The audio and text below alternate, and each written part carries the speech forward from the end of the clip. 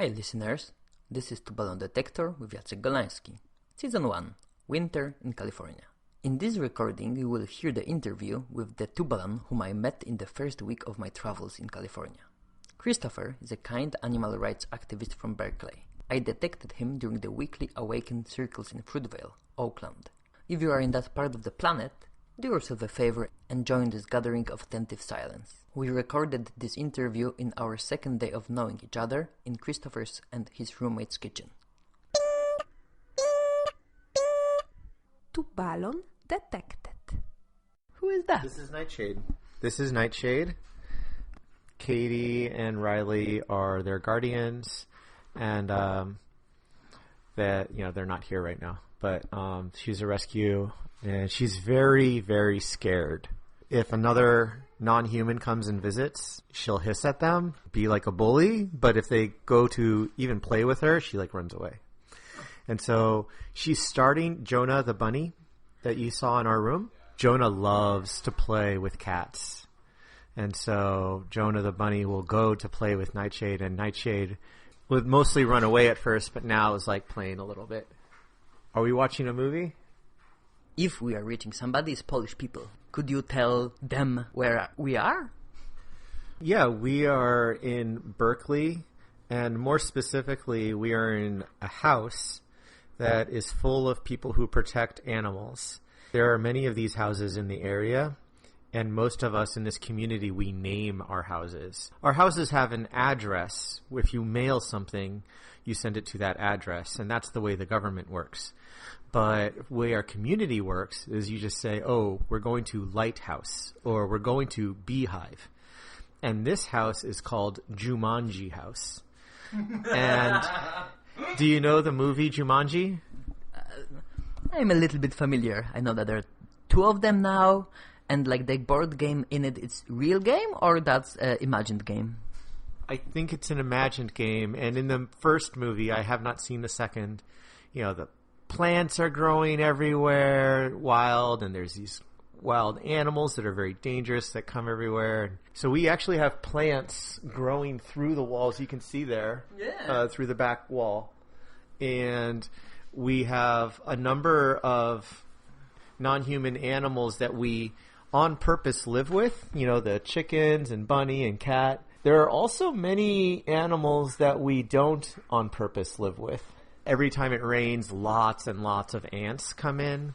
There's always spiders, coming in every day. There's lots of spiders. We also have a small rat family that live right outside that door. And we just try to peacefully coexist with everyone to the best of our abilities. Yeah, it's called Jumanji House. This is not normal, even for Berkeley, to name your house or to have, plants growing through your walls. That's not normal. I went to examine the plant growing through wall. There are two leaves, not too big, not too small, on one stem, and it's just next to the door. I thought that maybe it's through the door, but no, it's actually through the wall, yeah. But the weather is good here, so not such a big deal in that regard. How many humans are living here, and if that's normal or unusual for California and Berkeley? We have 7 humans. Is that normal or not? And that depends on the culture of the specific people. A lot of immigrant communities and people, when they come here, will have even more than that. People who have been here for many generations are less likely to have that many humans live together, because the wealthier you are, usually the more space you have per human. And the less wealthy you are, the more you tend to pack people in to save money.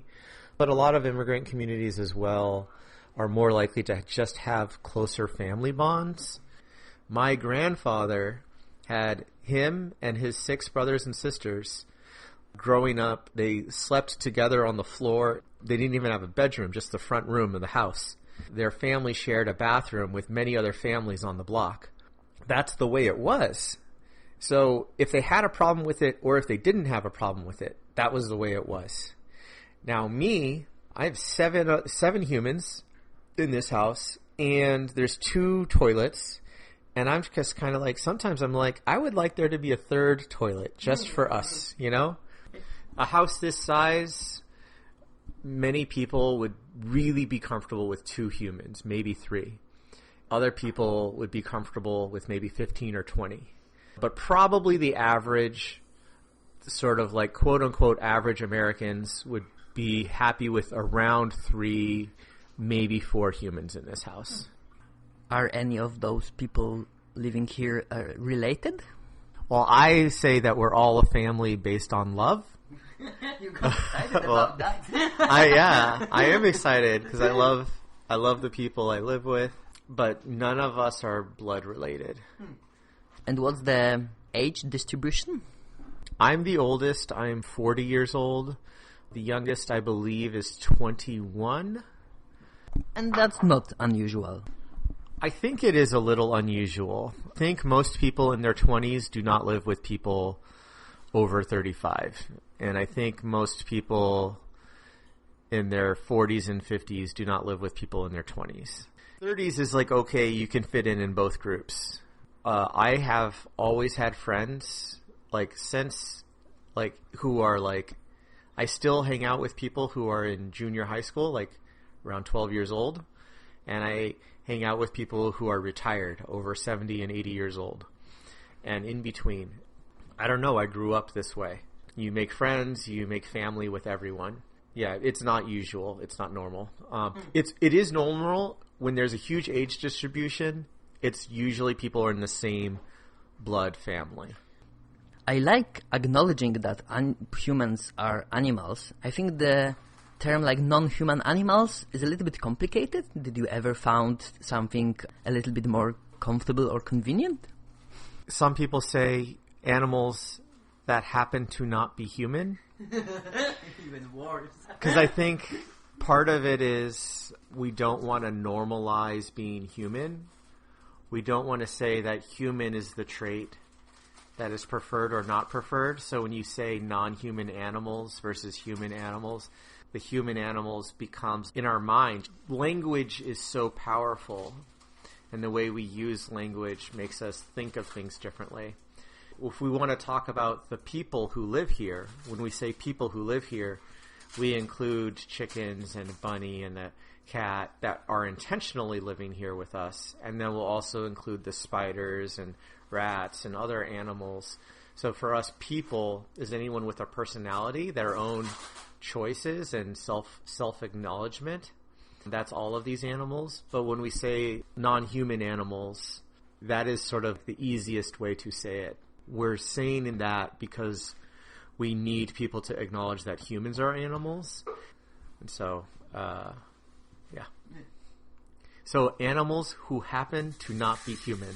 It still gives this special attention to humans. All of us are born.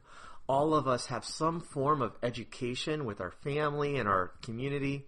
All of us deal with authority in some kind of way. And all of us are taught our place in society in some kind of a way. All of us have some form of responsibility to our community, whether that's in some kind of leadership or if it's some kind of service. And even leadership should be seen as service as well. So we all have elements of our story that are very similar. Like wanting to be in a romantic relationship and have children with another person. People have these types of things all over the world. And animals who happen to not be human have many of these same things, many of these animals anyways, not all of them. Some animals don't have community. Once they are born, they don't necessarily associate with others of their kind until they mate, and then they don't. Again, outside of that, some don't even take care of their children at all. But the vast majority of the ones that we identify with, so most mammals, birds, many sea animals, do take care of their children, have community with each other, have relationships. Some even have very complex societies and language. And so there's these false distinctions, and I would just say if someone who says, no, I'm not an animal, I would just say, you are not correct. You're just factually not correct. And sometimes I'll say in a biological sense. for those who say humans have a soul, animals do not, I would ask them, how do they know that I have a soul? There's two main things. One is a religious text, and depending on that text, I may be able to point to things within that text that are very good things, and that are also then other things that we know to not be true, or that we would say are not good things. So, for instance, in the Old Testament, the same section that says, Leviticus, that says, man shall not lie with man, they also say, do not mix different types of fabrics. Polyester with cotton blend, we should kill you for that. And no one believes this. No one says, oh, you're wearing cotton with polyester, we should kill you. I think there is a value to these religious texts, and that they should not be taken literally. The other response is like, I can look into your eye and see that you have a soul. I've looked into the eye of a cow. I've looked into the eye of my chickens. I've looked into the eye of a turkey waiting to be killed and saw his soul. One, I don't think we should rely on eye contact to say someone's value is there, because what if someone doesn't have eyes? There are humans who don't have eyes. Does that mean they don't have a soul? Or we don't know if they have a soul because we can't look into their eyes. Or what if someone's wearing sunglasses? People have ideas about who is valuable and who is not valuable. And it's these ideas of supremacy. From my perspective, supremacy causes all structural suffering. So we have suffering that we create structures to support. We want to make sure this suffering continues, and we create structures to make sure that it does.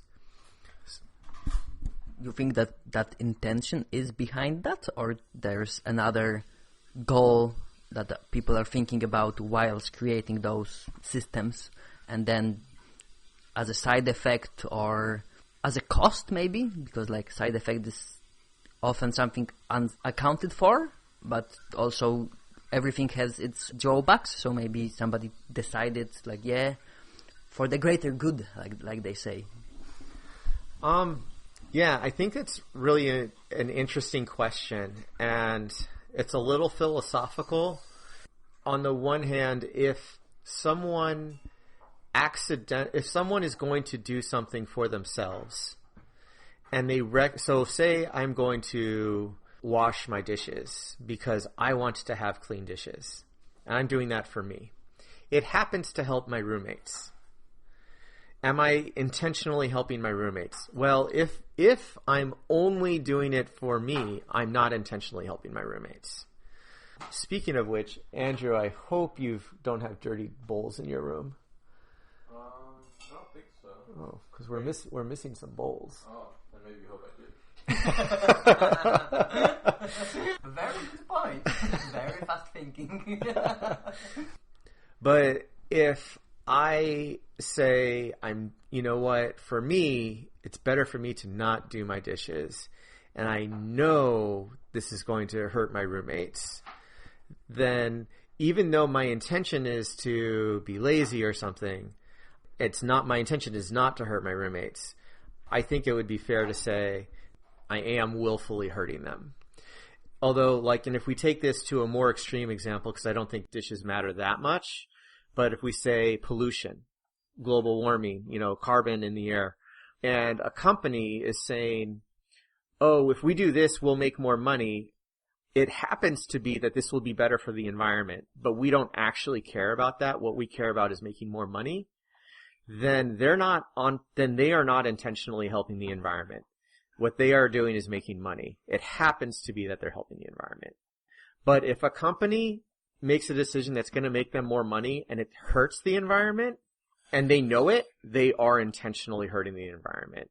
So when you're doing a harm that you know is going to happen because of a selfish thing that you wanted for yourself, that it was an intentional harm, even though it's not your main purpose, I would definitely argue there's a responsibility incurred by doing that harm. I don't even remember what we were talking about, how we got here. So what animals do we have here that you are actively trying to care about? Well, you are here, and I actively try to care for you. That's why I made you a smoothie with bananas and blueberries, and you topped that with some walnuts. It's a very, very good smoothie. Thank you very much. For myself, I think it's in our nature to care for people, and that when we don't care for people, we are fighting our nature. People who really care about and are in service to other people, whether they have many millions of dollars or are very poor, tend to be happy. And people who spend their lives hurting other people, whether they have millions of dollars or very little, tends to be very stressed out and miserable. I think it is in our nature to help people. And I am trying to be connected to myself and to my nature, which I think is the same nature as we all have, which is to help others. Intentionally living here permanently are a number of animals. So there's the human animals. Andrew's here.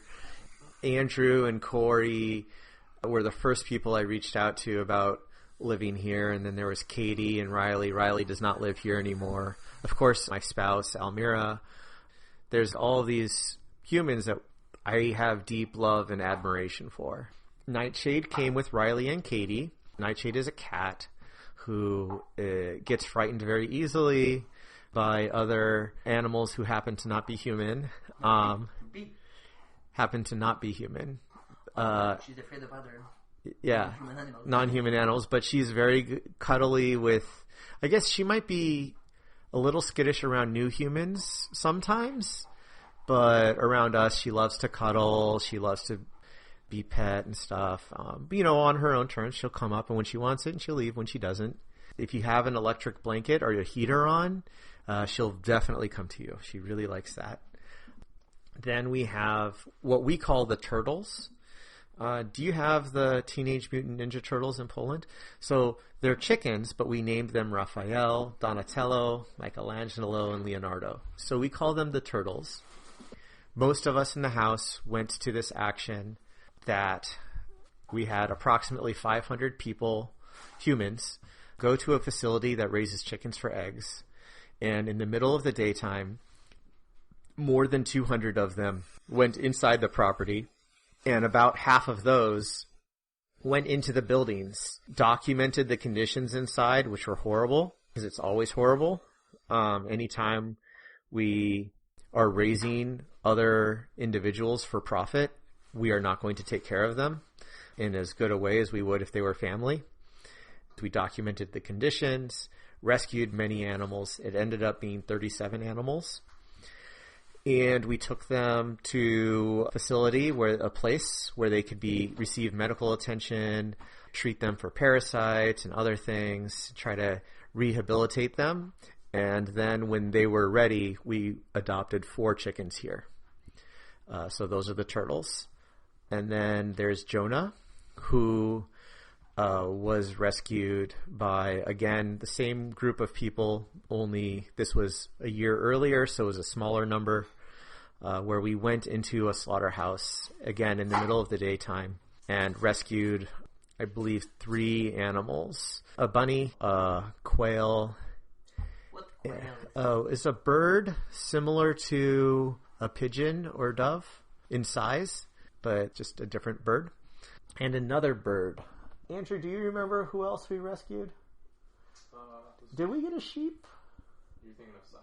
Yeah. Yeah. Eddie, I think. Eddie the sheep? Eddie the lamb. The lamb? Yeah. Yeah. Eddie was a little lamb. So, yeah, I should really learn our own history a little better. I love getting up in the morning, and I get down on my knees and my elbows and put my face close to the ground, and Jonah, who's the bunny, we rub like my nose on his forehead and my nose on his nose and my forehead on his forehead. And that is the best way, one of the best ways I could start my day.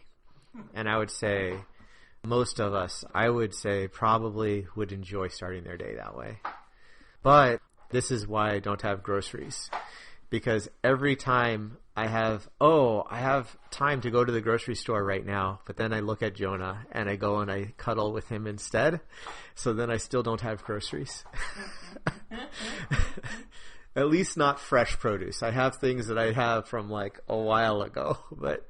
You specified that your group and you went to those places during the day. It is more usual to go at night? Yeah, I think what most groups do, one of two things. They either go at night and hide their faces if they do film and don't let people know what they're doing. Other groups go in the daytime, but they go as a worker, undercover investigator. And we don't do either of those things.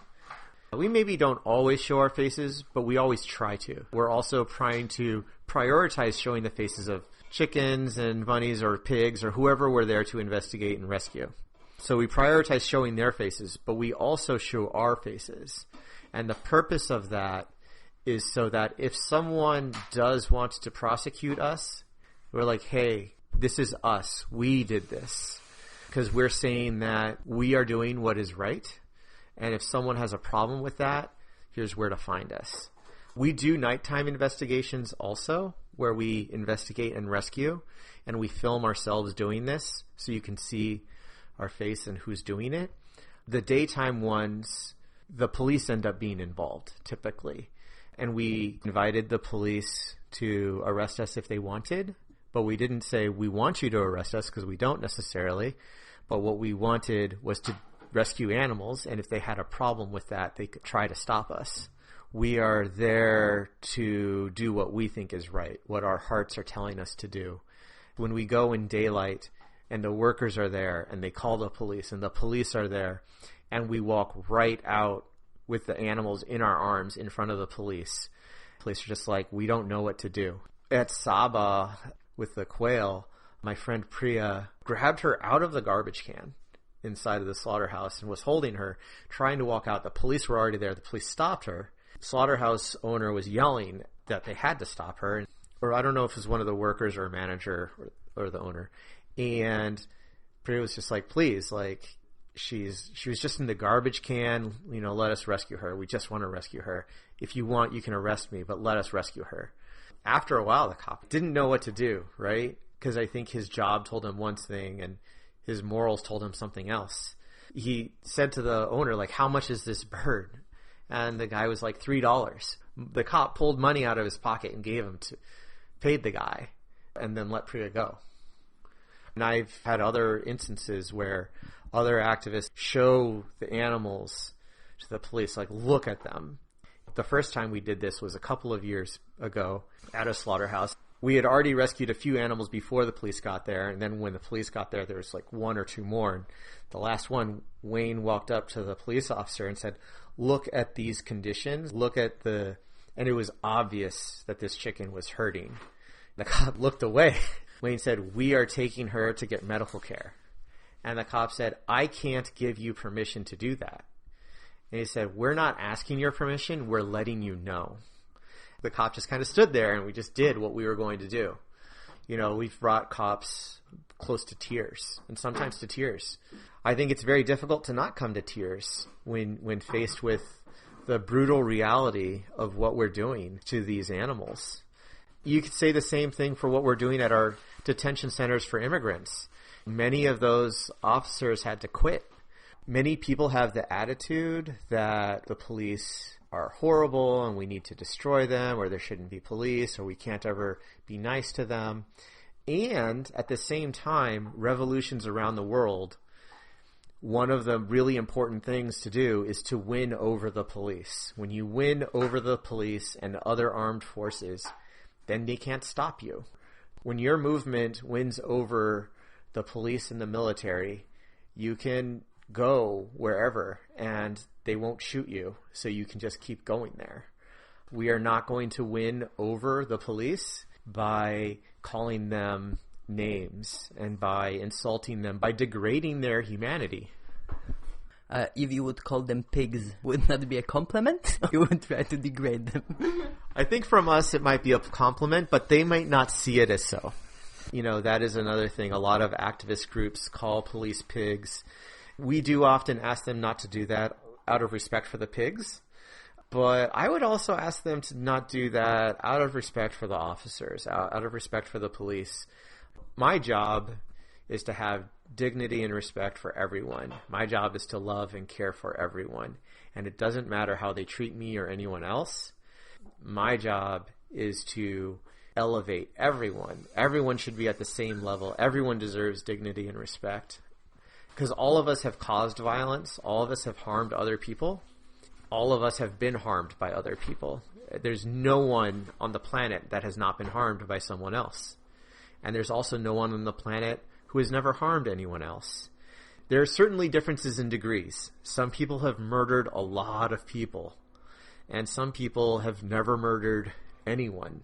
So I'm not saying we're all equal in blame, but what I am saying is that all of us have harmed others. We're familiar with the saying, eye for an eye leads to everyone being blind. How much time of your life is dedicated to this cause? When we think about what we're doing and what is part of the cause, I would say every moment of every day. You can't separate the ends from the means. So if we use humor to win, there will be humor at the end. If we use lies and deceit to win, then there will be lies and deceit in the end. There needs to be people who care about each other at the end. And so caring about each other is a part of my work. I want people to take a pleasant walk through a garden at the end. And so taking a pleasant walk through the garden is part of my work. I want people to be well rested, to have the ability to take care of themselves. So when I go and get a good night's sleep, that is a part of the work. Trying to be in touch with what I want people to be able to do and making sure that we as a community do those things is a part of the work. And then there's things that I don't enjoy doing, but I see as very crucial, like things with spreadsheets.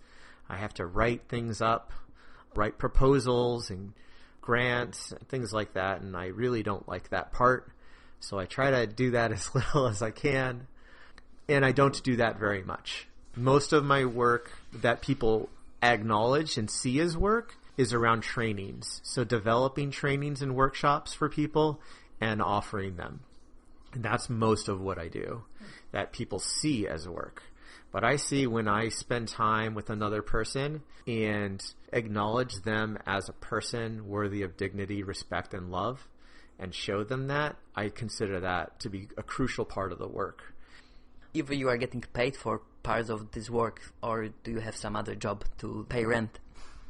For years had my own plumbing company. Very small, not very profitable.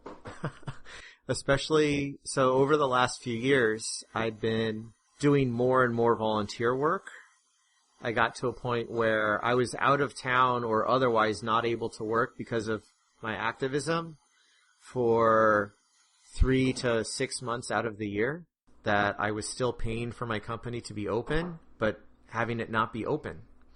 And so this year I gave my company to someone else, a friend of mine, and I do this. I work on a gift basis.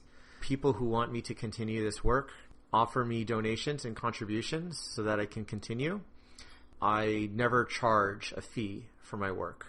If I believe a community is going to try to make the world a better place and will use my lessons in a way that I think might be effective, then I will offer them the gift of my trainings.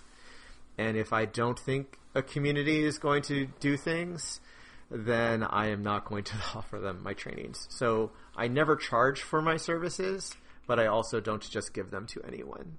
And I train communities, not individuals. I do train individuals, but only when they're a part of a community and when I clearly see that they are going to be working with that community continuously.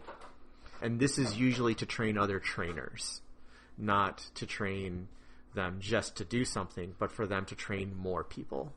So yes, I'm broke. One reason I'm very happy to have so many humans to live with is that we share the expenses. I would not be able to afford my room if I did not have a roommate. I wouldn't be able to afford this house if I did not live with many other people. But I do not have another job, but I also do not receive money from any other organization or from our own organization. Just individuals who believe in me contribute to my work. And that's how I eat food and fly places to train people. The country that you live in, it's famous for awful healthcare. So what would be your situation if you would get sick? If I got sick, so hospitals, it depends on what kind of sick. There's long-term illness and then there's short-term illness. If you have a short-term, you need immediate help. There's a thing that they can do immediately. Then the hospitals, especially if it's life-threatening, they are required to treat you, but then they bill you. If you don't have money, you don't have to pay. I mean, you have to pay, but you can't. They don't throw you in jail for that. If I got sick and it were an immediate thing, if they don't give me this treatment now, I'll die or something, then they would have to give me that treatment. Maybe they wouldn't do a good job, but they would have to give me the treatment. Now, if you get cancer and you need years of treatment or many months of treatment, if you don't get the treatment today, maybe it's not such a big deal if you get it next week instead. This week versus next week, it doesn't matter that much, but you need the treatment. That is when it's really bad. That kind of situation, I would be in more trouble for. Yeah, I really should get better health insurance. I do have health insurance, but it is not very good health insurance. And so, but I eat mostly fruit and beans and grains. I eat mostly whole foods, even though I protest the store, practice yoga and meditation. I was very stressed and unhappy, but now I'm a little stressed, but mostly happy. Those are indicators of good health. And I should get better health coverage, you know. Yeah, we are recording for an hour now. I think I will keep it on. I'm very bad at names. You're Andrew? I'm Andrew, yeah. Andrew. So yeah, and Andrew was preparing some food for himself all the time. That's right. And I'm guessing that he was trying to be quiet. If not, he's just quiet always. So thank you for that. I was trying to be quiet. I wish I could have been quieter. I invaded this space without even saying hi, so it was very, very nice of you. And also this mic is like, you need to be close to it, so like besides the running water, I think we are okay. Because we are recording in the kitchen. You'll have those authentic backgrounds. Yes. And also I wanted to ask you, what is the characteristic of animals that you like the most? Oh, that I enjoy the most or that I think is the most important? Enjoy. I enjoy cuddling, like hugging and holding limbs, petting for those who like it. Raphael is the chicken who really enjoys being held the most. Like she'll walk up to me and ask me to hold her. Jonah is free to come and go. So I don't pin him down and pet him. I go up and I offer myself and he comes up and we rub our faces and heads together. That is what I enjoy the most. Everything is complicated and nuanced. And it's not like all yes or all no. It's like just very complicated. So, yeah. I do agree to a, again, large extent.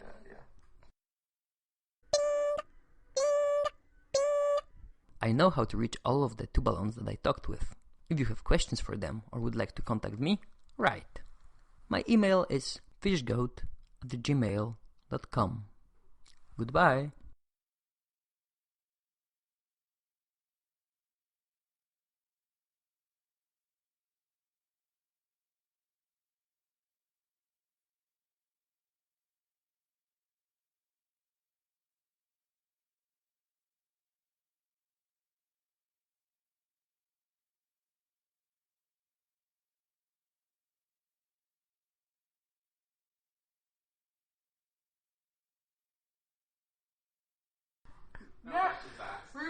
Okay, very good.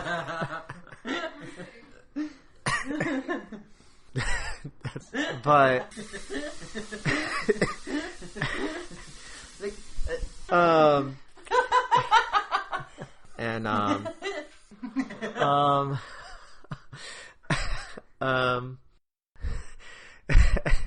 and but just joke, give me a moment.